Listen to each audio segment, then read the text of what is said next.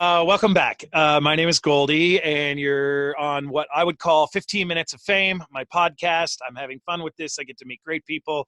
One of them is to the left of me or right of you, or however this thing works. And joining me today is Kim Wysocki, a human being I met along the way in the world of events, and was like, wow, this person's awesome. So I thought maybe let's have a conversation with this Miss Wysocki and find out what is happening in her world and what this is all about on planet Earth right now. So, Kim Wysocki, welcome to 15 Minutes of Fame. Your name is Thank you. Kim Wysocki, and what do you do for a living? I would call myself these days an event specialist, event management professional. That's what my LinkedIn profile says. Great. Most recently, I was an operations manager. That's what my title was. Okay. Which is all part of it. I mean, anyone in events knows that they've either been the executive producer or the janitor. So both jobs are equally as important. Some are now known as essential.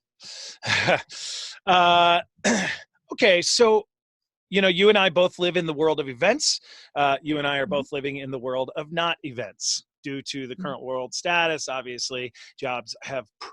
So how has the current world status affected you with having a job title, having something to wake up to do in the morning? And if it's not the same as it was before, what are you doing to do something about it? Well, it is not the same as it was before. Most recently, I did my full-time gig was corporate business and like corporate incentive travel. So that is over. Corporate incentive travel, meaning like you would book trips for business groups. They'd come to Colorado and they want to go snowmobiling or ride horses, things like this. Exactly. Uh-huh. We partner with local hotels, and when they decided to bring groups in, most of our business here in this market of Vail, was incentive. So it was fun. It was build parties and these experiences, and thank our clients and our guests and our employees for doing such a great job. So take them places, show them things. So it was really fun, and we were destination experts here. Yep, with the closure of hotels as well as the travel restrictions, we have become non-essential. Right, obsolete in a sense. Especially on the operations side of things.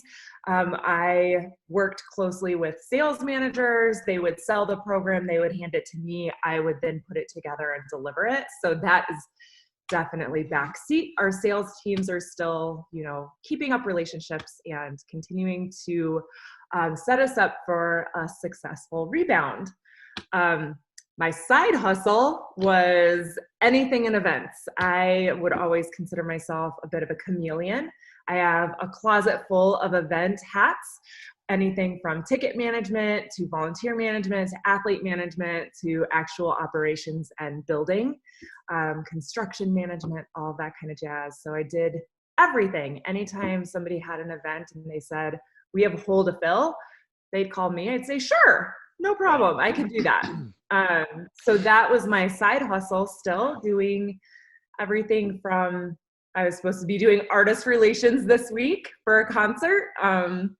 That's not happening. So instead, I am refocusing on researching to, do other things or help bring events back to different communities in the future. I mean, because you and I both know none of the ending of this currently. We're both kind of like, hey, what are you doing out there? Like amoebas that have drank too much. So, well, and I think you hit the nail on the head. And I've spoken to so many people about this thus far is, nobody's spending money, nobody's making money right now. So what is the ultimate goal in preserving our jobs down the line? Will we see the light at the end of the tunnel? Sure hope so. If we don't, well, I guess we'll all be dead. It'll be easy. Right. Yeah. At that point, you don't have much decisions. Will be the least of my worries. Right. Exactly. And so to preserve your clients, I've spoke to a human who runs marathons and half marathons up here in the northern Colorado region. Of course, just to remind anyone, Kim, you're from the Vail area, Eagle, Beaver Creek, all that stuff. You're doing the mountain events, just to kind of, if somebody missed that earlier. But down here in Fort Collins, this guy, he runs marathons, half marathons, things like that. How is he keeping his clients? How is he going to bounce back, right? He's got this huge race that he does on July 4th. He wants to make sure that it still goes if schedules play out the way that they supposedly should. So he has virtual races in everyone's house right now, and they're all connected like via the like the Strava apps and things like that, and then they're staying connected like a golden tea tournament, like you would like the video game in a bar. Yeah, so I thought that was brilliant. So what are some of the steps you're taking to do similar attributes where you're like, okay, listen, we can't sell anybody anything right now, but what we can do is our damnedest for customer service and coming back strong? Right. The funny thing is that I always say that I'm not necessarily the best salesperson. My specialty is operations. You give me a dream and a person to deliver the dream for, I'm golden. However, I do believe that in my line of work, retention sales is a specialty as well. Mm-hmm. I don't go out and schmooze, but I do my darndest to make sure that the people want to come back. So what do you do? Give us an example. Well, I actually just reached out. Two of my clients from one of a big financial firm that I've had for about 3 years.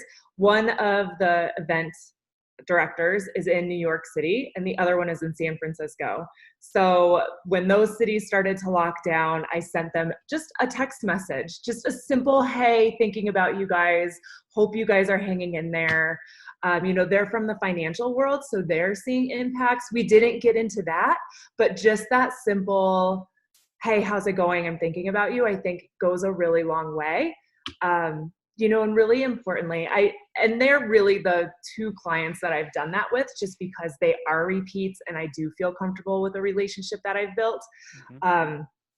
But also just reaching out to our team, like our team in our business, we have 11 offices, and reaching out to all of them to give them encouragement to continue doing that and keep their heads up, their spirits up, as well as to encourage them to reach out to people just to say, hey. Right. And I think that you're hitting the concept on the head. It's personal outreach, like what humans are actually maybe inherently best at without a government, without people telling you this is the rules of life, but like we like to connect. We like to be a part of each other's lives one way or another. This is something I was thinking about while eating my leftover enchiladas last night. Now's the time when you can actually write a handwritten letter to somebody. You got all the time in the world, right? It used to be like, hey, if you get a Christmas present, if you get a whatever present, you sit down, thanks, Grandma, love the whatever, love me. Yep. One stamp, see you later. And it's like, the glorious mail moment. I think these are those times. Right now. So there is an app, and what I like to do, I used to handwrite postcards from all of my event stops. Mm-hmm. And it started all with my grandma. She was a traveler. She was a wanderluster. And so I took her along with me when I was on tour and when I was living in all of these different countries and all this stuff. So what I realized though, is it was really hard to find a darn post office and a stamp in Brazil. Whatever, I managed it. However, I also like to do photography on the side. Mm-hmm. And I found an app that you can turn your photos on your phone into postcards. So that's kind of what I've started doing too.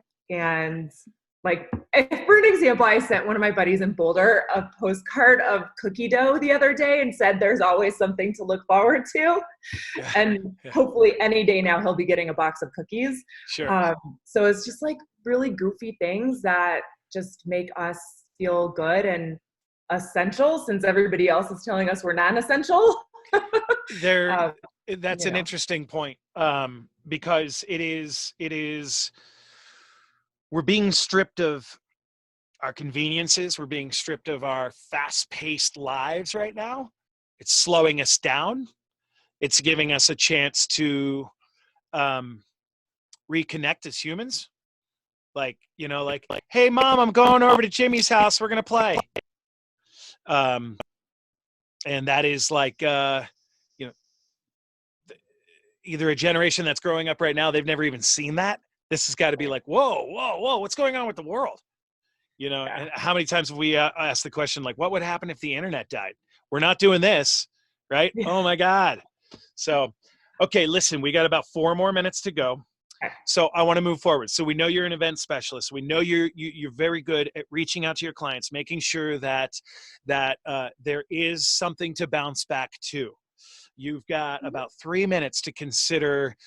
Are you bouncing back to that career? Are you going to, if it's April 17th and that's our magical day or whatever, do you start gigging again April 17th, or are you going to go into like construction management or stamp sales? Like, are you going to completely change the game? What do you got?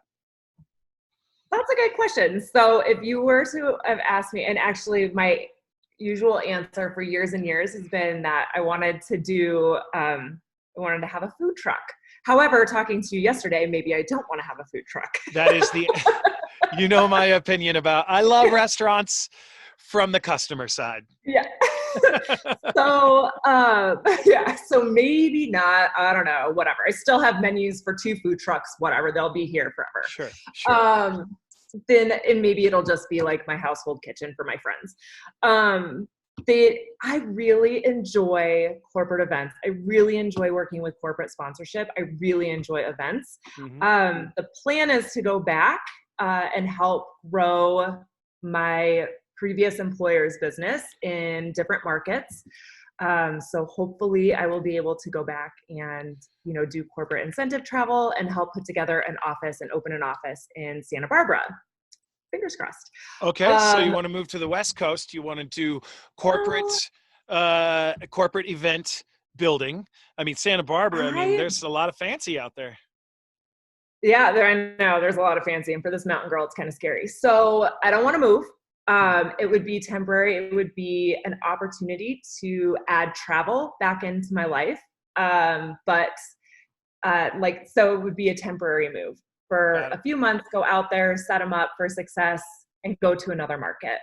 That was the plan. That is hopefully going to continue to be the plan. We'll see where our climate takes us. And I still love side hustling. So I'm doing research on trying to maybe look into another market for a friend's 5K race series. And, just try to keep my foot in the door and network and reach out and help where I can in other events. I love sport and I miss sport. So I need a little bit of that in my life. Right. And something I learned when I opened my restaurant and then closed it, is a lesson that was maybe right in front of my face the whole time. And that even though the world shakes out around us, you inherently can do what you're good at on this planet and stay happy in that manner. Right. So like you've said, I love doing corporate events, probably 68 times on this phone call. It's pretty apparent that is the idea. So with about 60 seconds left to go, you're ready to move back into it. How does a human find Kim Wysocki? Why do they find Kim Wysocki? Is there a .com? Are they wanting to throw a party in July and they're like, oh, God, I've lost all contacts. Maybe I'll call this Kim Wysocki girl. She'll put it all together for me. How do we do that? There isn't a website. Sorry to say. That's okay. But that's okay. I am on LinkedIn, and then I'm linked through people. So that's how I've been found in the past. And I think that's probably networking is going to be the way of the future too. Absolutely. I'll always keep your name in the mix. I'll be like, oh, you know that Kim Wysocki girl? She should throw you a party because she's done this before. All right, sweet. Well, thank you so much for being on the 15 Minutes of Fame today. It's just a quick spot. Just learn a little bit about you and know that this is a very interesting time to do this interview, but it's very educating and it, just like we've been talking about, it's fun to connect and like see a human being. Right. So any last 2 words? You got 10 seconds. Stay safe and healthy. Awesome. There's at the end of the tunnel. Yeah, and there goes the internet. Okay, thank you very much. My name is Goldie, and we'll see you on the next.